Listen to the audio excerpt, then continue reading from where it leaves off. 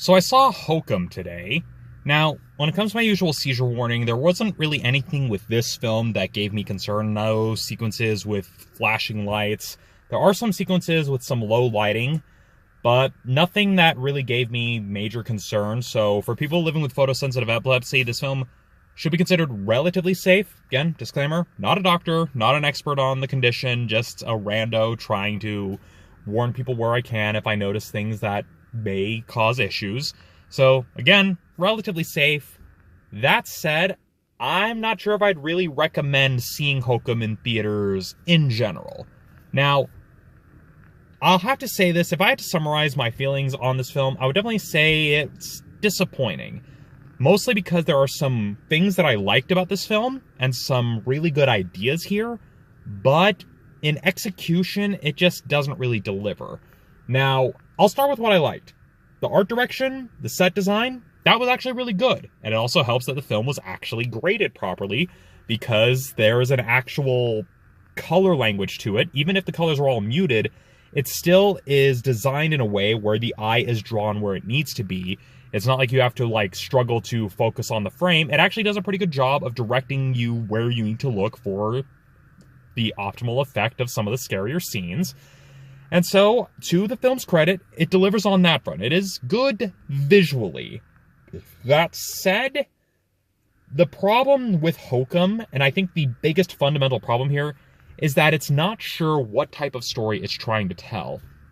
It can't decide if it wants to be a psychological thriller or a supernatural thriller, and it doesn't really balance the two elements in a way where it ultimately comes together. It feels like a hodgepodge of good ideas lifted from much better films, thrown together in one story without really giving any of them any room to really breathe. And that's probably the biggest issue here, is that you have germs of good ideas and even a story here that has potential, but a lot of the key elements were underdeveloped because it feels like they wanted to include everything rather than making decisions on what to focus on to tell a better story as a whole. That's the most that I can say about this film without going into spoilers. I try not to spoil movies in my reviews, even if it's a film that I didn't particularly care for, and so I'm going to maintain that policy here. But that is pretty much the biggest flaw with Hokum as a film, is that it's not sure what story it wants to tell. It has too many elements within it that are underdeveloped. The film and the story definitely needed more time, and some decisions needed to be made in terms of what was worth keeping and what was worth cutting. Again, there are good moments in the film. There are some good ideas here.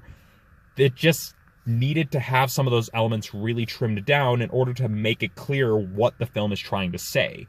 Because at present, it feels like it wants to tell a bunch of different versions of a story that would take place in a particular setting, but doesn't really conclusively decide on any one of them.